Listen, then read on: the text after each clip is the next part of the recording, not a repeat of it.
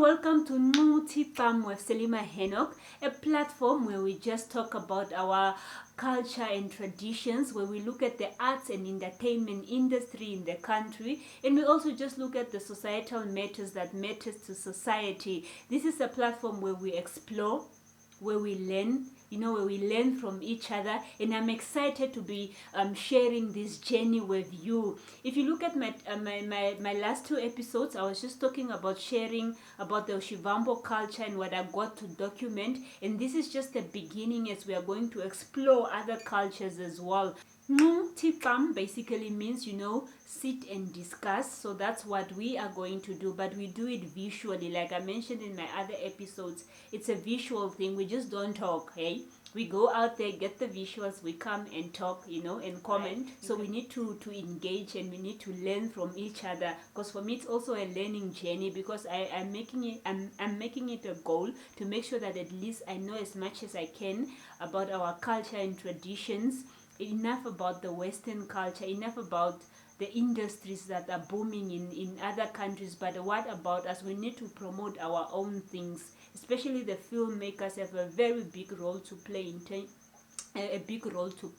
in terms of documenting our culture and traditions, and also just promoting the arts and entertainment industry. Okay, so that is what these episodes are all about, and also in the meantime really be able to explore, so that we can explore together.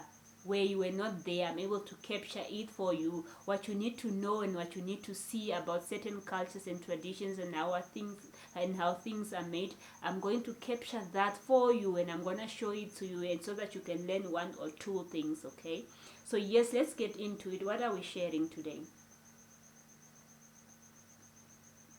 Today we are talking about a specific Oshivambo item again, which is called Odjove.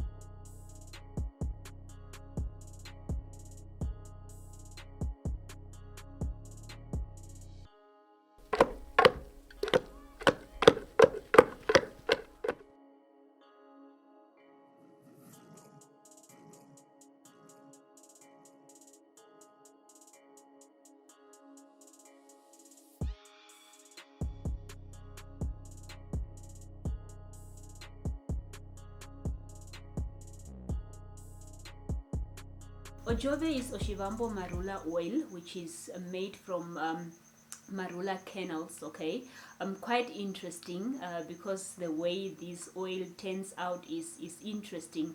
I read at the website on a website of Preserve Namibia, where they were talking about how research has shown that this marula oil has great vitamins, and also that it's good for the eyes. Apparently it's good for the eyes, guys, the marula oil. Quite interesting. The process of making marula oil was also interesting for me, that I got to document, as you can see in the visuals.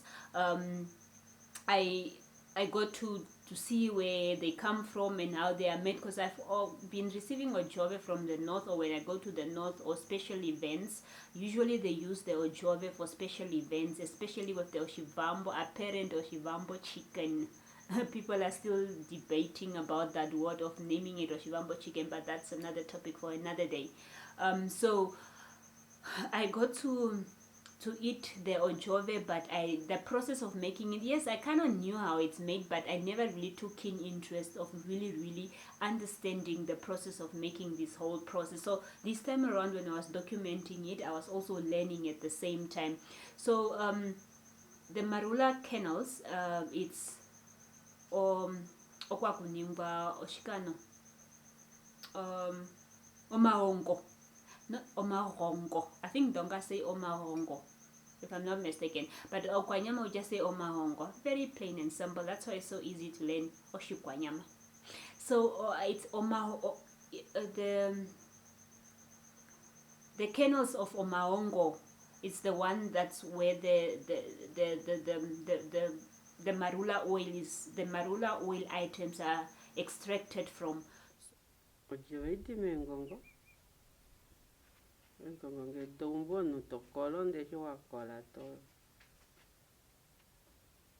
toya uditule moshitove tokufako mongo twatula moshitonde tokufako noshinwa shoye watila komeya nde tokeditila shindenge takukuta totendele shitotende ndeshi wamana kutenda nde totongona omafuko tokamukangula negoshini toyenge totulako numeya gapyuka shona topilula tombwangula wowetapo Odjove yoye wawalya.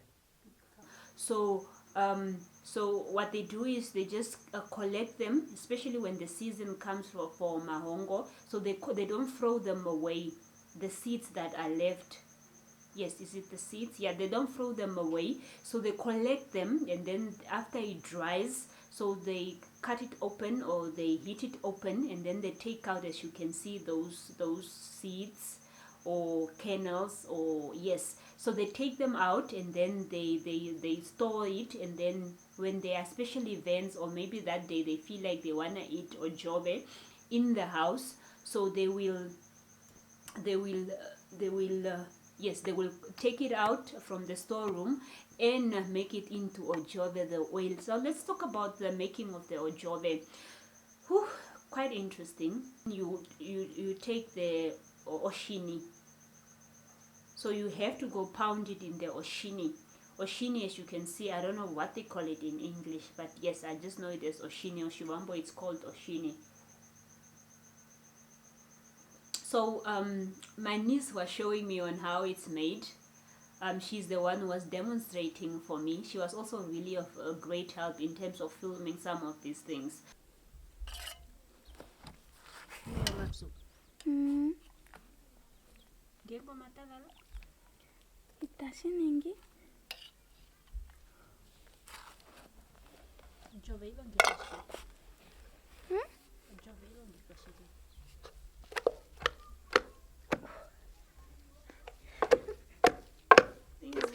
So what they do is they put it in the pounding oshini, the pounding item, and then they pound it with warm water. You have to warm the water to make this oil.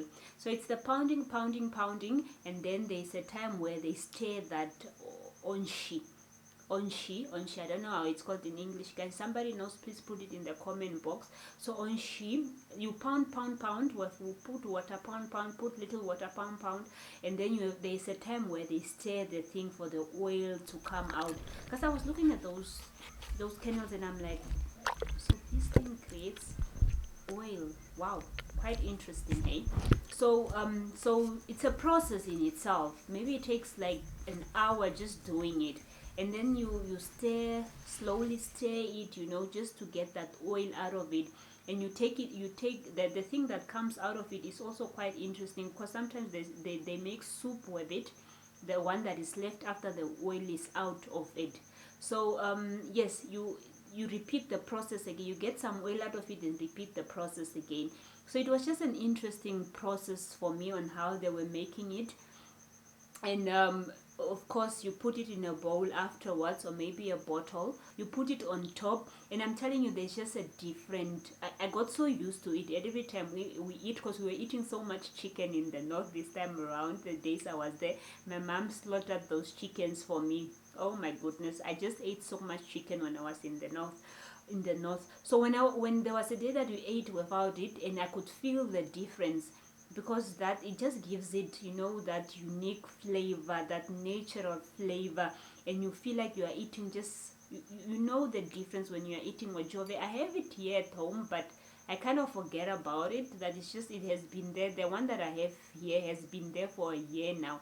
I don't know if it's healthy still to eat it, but anyways, I forgot to come with some when I came back from the north. So yeah, so there's a difference, hey, tasting Odjove being put on top of that chicken or whatever meat you are eating that day. So it brings that different flavor that you will not find in restaurants. Okay, so these are some of the things that we still need to explore in terms of really just having our own things in the market. What is so hard to have Odjove in the market? I know some people use it for natural products. I think, yeah, some people have used that for that. But I feel like the oil itself still needs to be in the market in terms of selling it. Yes, people do sell it in Ventuk, maybe in silly bottles and stuff. But I think it just needs to be branded and be put on the market. Guys, we have so many things that we can put in on the market. Why can we not eat our own things, Hapo? But that is where we come in. Maybe that is where I come in terms of really trying to put these things on the market. So yes, that's the making of Odjove, guys. Quite interesting as well. Perhaps I didn't explain. There are certain things that I've left out. Yes, you can still put it in the comment box and we can learn from each other, as I always say. So yes, that's about it in the third episode. That's Odjove for you. Very interesting process of making it, and also just the eating of it. I hope you get, if you haven't tasted it yet, you get to taste it one day, or if you happen to go to the north one day, you can ask somebody to make you Odjove, or just really if they are selling it somewhere to be able, you can be able to buy it, because I think they sell it at Omatalas as well, and just really try to have it. It shouldn't go into pap or rice or whatever, or maybe salad, but it should be on meat. If it's a meatish oil, yeah, maybe some people tried it with other items. I haven't done that. I just did it with meat or chicken. And it's always so interesting having that Odjove on top of that meat or chicken. I think the natural feel or taste that it brings is out of this world. So yes, that's Odjove for Odjove for you, and thank you so much for joining me again in this third episode of Tikomo with Selima Henok. This is where we explore, we learn about our culture and traditions, the arts and entertainment industry, and basically just the societal matters that matters to society.